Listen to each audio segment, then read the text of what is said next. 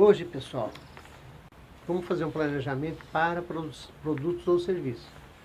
Para começar um documento de um produto ou serviço que vai ser executado, ele deve ter uma identificação. Essa identificação pode ser uma identificação interna ou externa. Muitas vezes o cliente mesmo define essa identificação e depois você tem uma outra identificação internamente.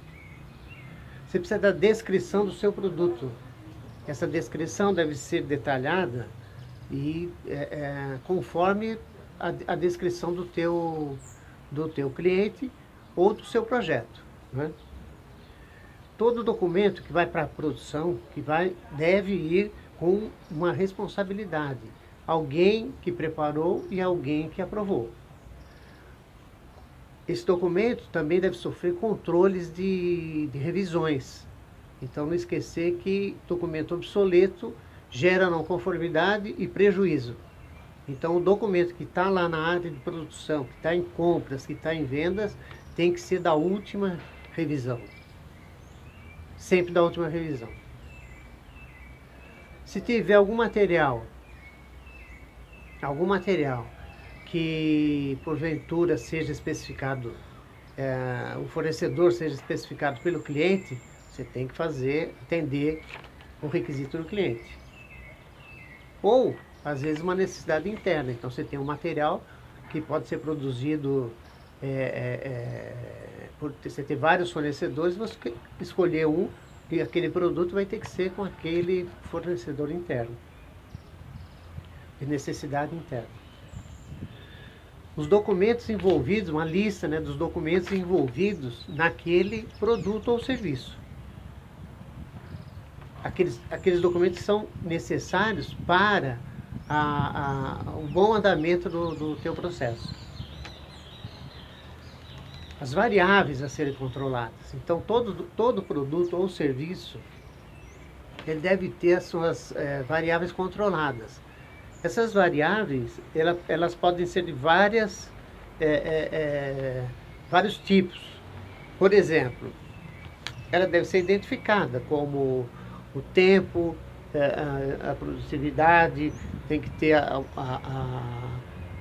velocidade de fabricação, você tem que ter ali o diâmetro interno, o diâmetro externo, e assim sucessivamente. É uma lista de serviços, uma lista de variáveis que devem atender à execução daquele produto, ou processo. Cada variável deve ser identificada, né, como nós já vimos, diâmetro interno, diâmetro externo, dureza, o ângulo de inclinação e etc. Né? A ordem de apresentação não é assim tão obrigatória, mas é uma boa prática a gente colocar essas variáveis numa ordem mais ou menos lógica de aplicação. O código da operação, sempre aquela variável vai estar associada, aquela variável vai ser controlada dentro de alguma operação. Então essa operação deve estar mencionada lá, no código da operação. Não esquecer que as variáveis, todas as variáveis que você controla dentro de um processo, elas são de dois tipos. Você tem a variável contínua e a variável atributiva. A contínua é aquela que você tem quando você tem um instrumento de medição.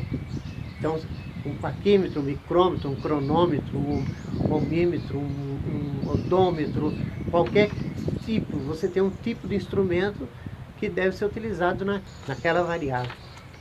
Os atributos, né, os valores, as variáveis de valores atributivos, é quando você não tem um valor, você não tem um instrumento para fazer a medição. Normalmente são variáveis, as variáveis atributivas, são variáveis que a gente utiliza os sentidos, né?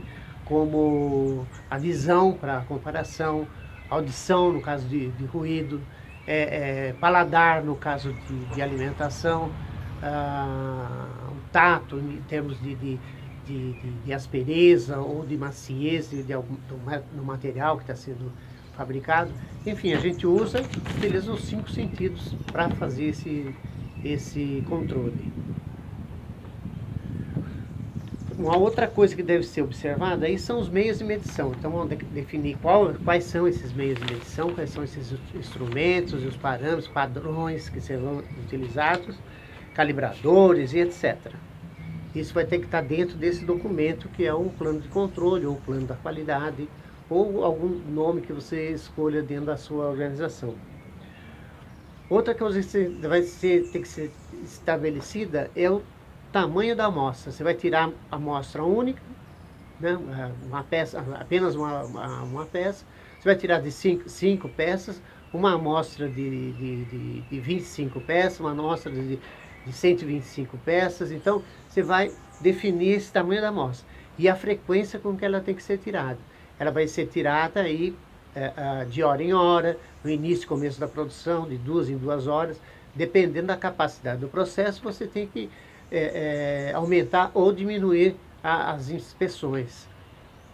Quanto mais uniforme for o seu processo, mais capaz ele for, menor é a sua amostragem.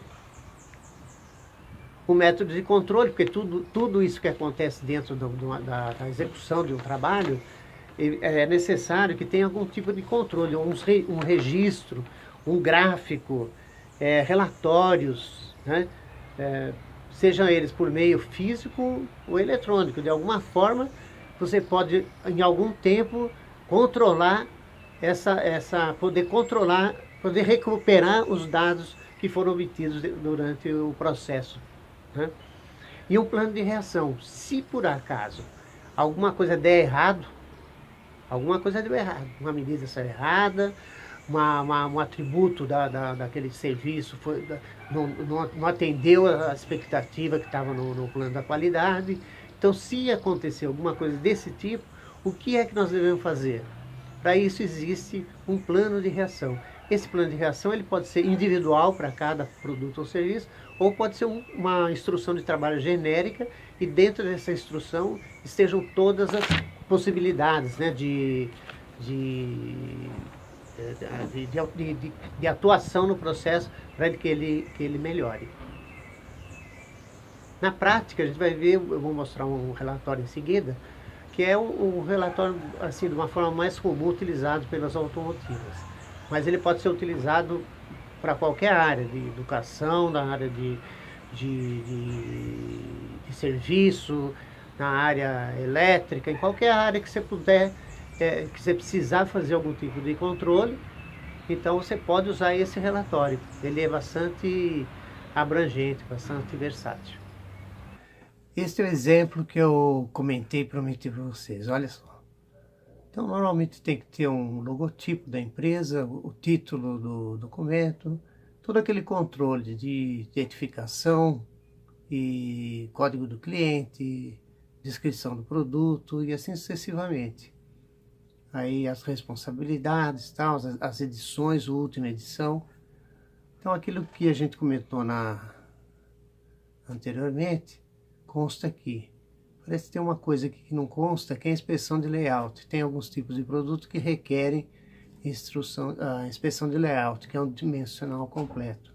A fase, a equipe que trabalhou na preparação desse documento. Aqui os documentos, a lista dos documentos. E finalmente aqui as variáveis que são, quando eu comentei que aqui é a ordem das variáveis, as operações, 3 variáveis na operação 10, uma na operação 20 e uma na operação 30.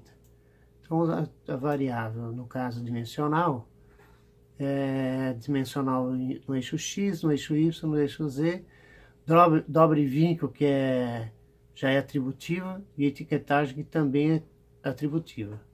Todos são parâmetros do produto. Existe a possibilidade de incluir aqui parâmetros do processo. Por exemplo, temperatura, nível, quilogramas, coisas que possam afetar a variável do produto. E aqui são as classificações de características especiais, são aquilo que envolve a legislação, que envolve segurança, que possa afetar a vida humana, e as de montagem. Aqui são as especificações, o valor nominal e a tolerância. Se não existir a tolerância, já é uma não conformidade, porque não existe nenhum valor exato. Existe no mínimo tal e no máximo tal, mas entre dois valores tem que ter a tolerância. O instrumento de medição, no caso aqui é uma trena, a amostra é 5, a frequência de hora em hora, o método de controle é produção e o plano de reação está na IT, lá no número 32. É só. Na verdade, é um documento bastante simples, mas completo.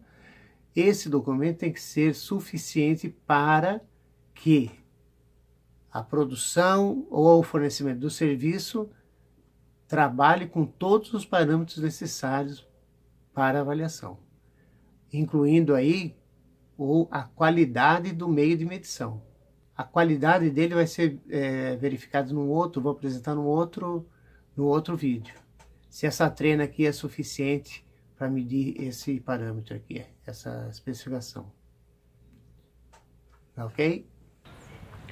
Bem, pessoal, por hoje é o que eu tinha para apresentar.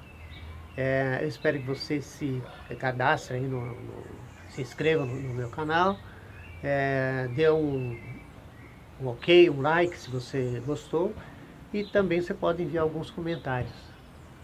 Isso vai ajudar eu a desenvolver todo esse processo. Ok? Um abraço a todos.